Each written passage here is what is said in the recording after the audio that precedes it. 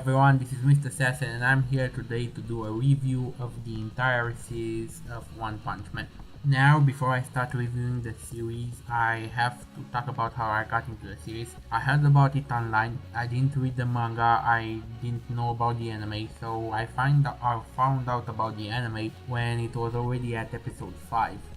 And I started to watch it. I wasn't sure if I'm going to read the manga because the episodes are so much better than the manga, but then I found out around episode 8 or 9 that this is going to be just a 12 series episode. So I had to read the manga after that point. So I read the manga. The manga isn't finished, by the way, it's nowhere near finished, but I just needed more of One Punch. I really wanted to get more into their world. And after reading the manga and seeing the series, and both of them are pretty close together, there have been some discrepancies here and there, but nothing major. After reading and watching the anime, I can surmise it all within a few minutes, the idea behind One Punch Man, from my perspective.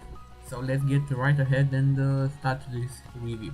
Now, what you have to understand is this entire series revolves around heroes and villains. There's nothing more about that. But the heroes and villains represent different categories of the human psyche. So let's just start with these three: Saitama, Sweet Mask, and Mumen Rider. Now, I chose these three individuals because they represent, in my opinion, everything that One Punch is all about.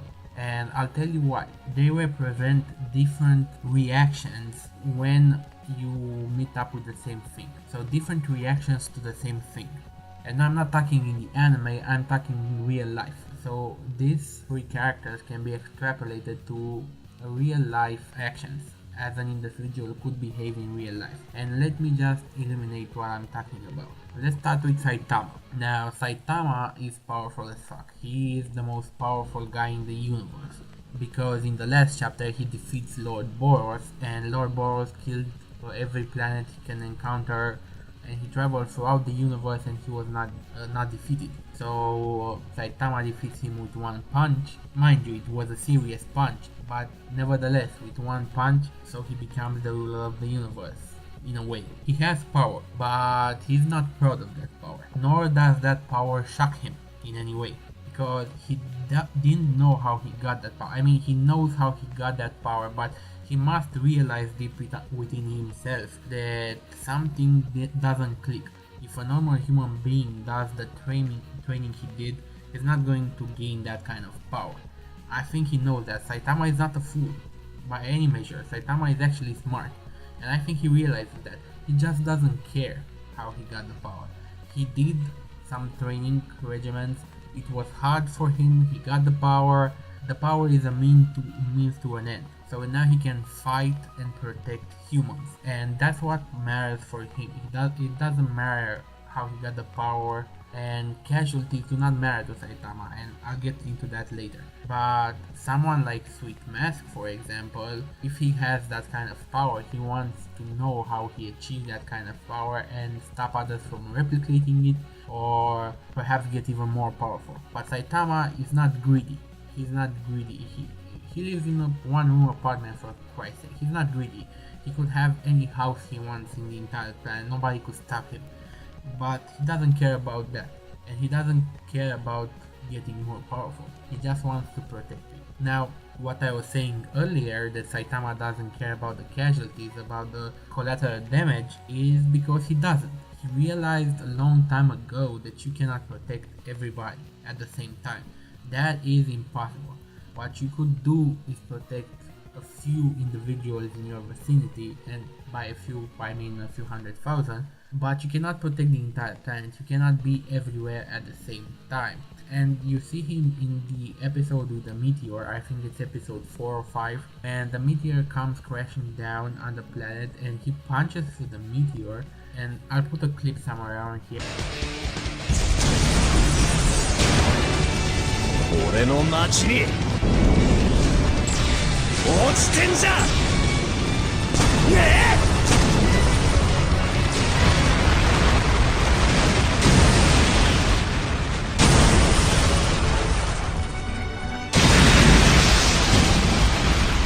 時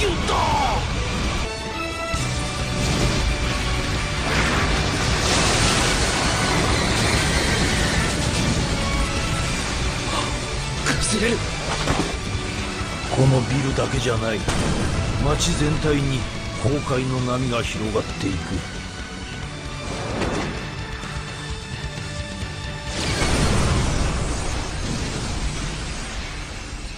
一見落着だな。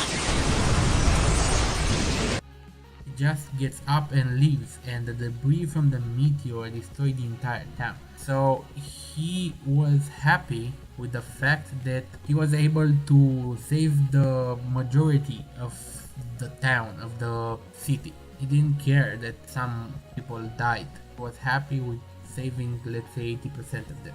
And that's Saitama. Now, on the opposite side of the spectrum is Sweet Mask. And his name, by the way, this is a name from the manga. I think in the anime is changed a little bit, but in the manga he's called Sweet Mask.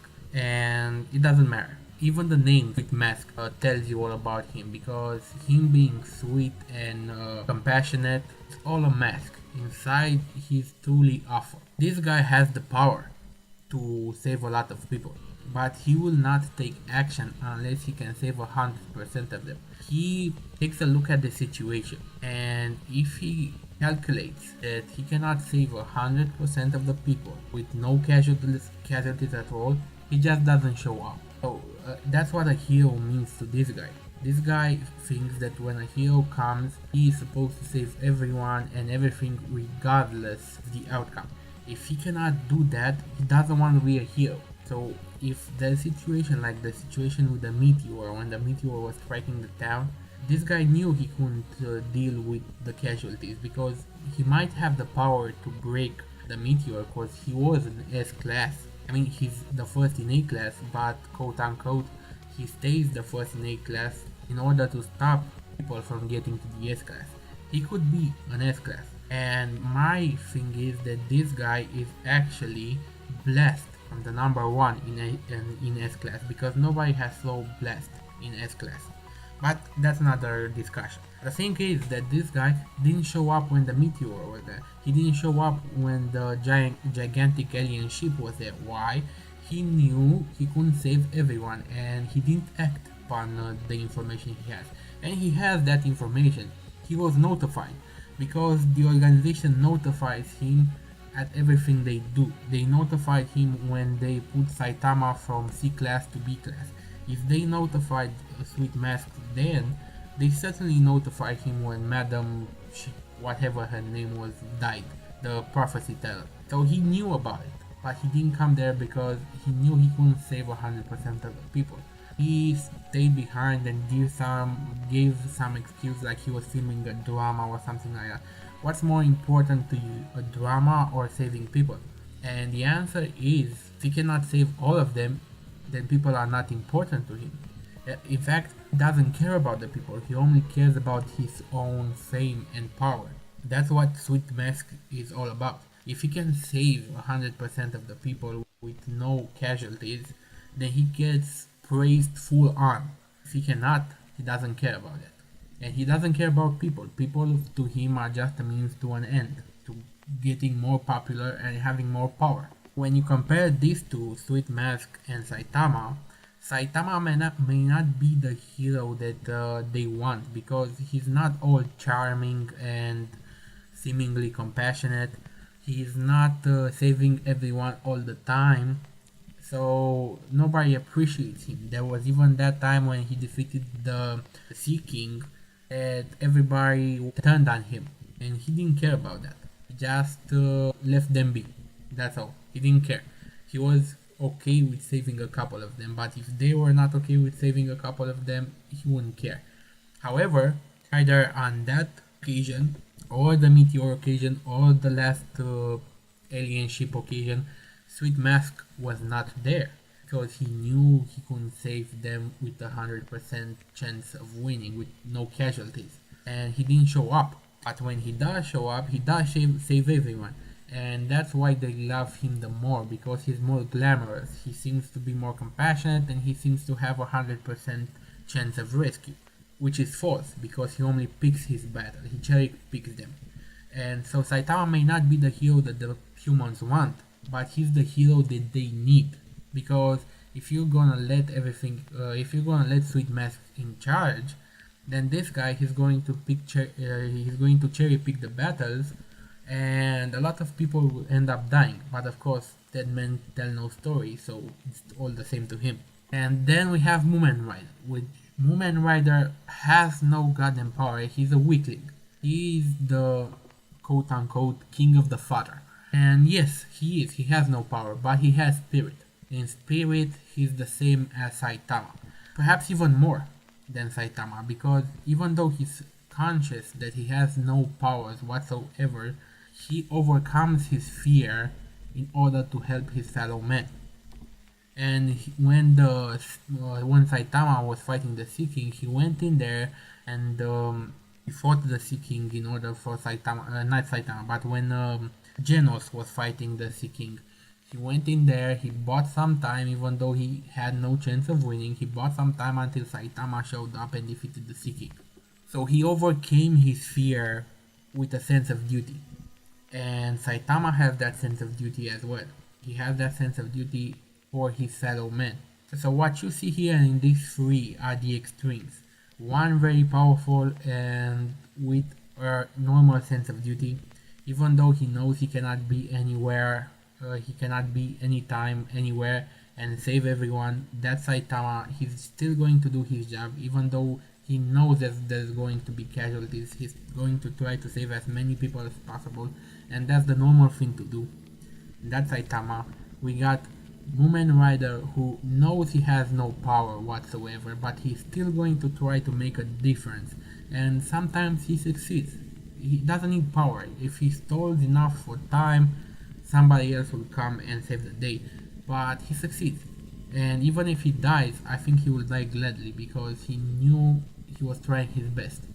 And then we got Misty Mask, which has power, he has powers, but he doesn't care about the people. He cares about his own ranking and how he goes on the television screen. And fuck the people. So he's like, fuck the people, I don't care. He says he works for justice, but the term of justice in his head is all riled up. He has a twisted sense of justice. Like, justice for him is justice for himself, not for everyone else.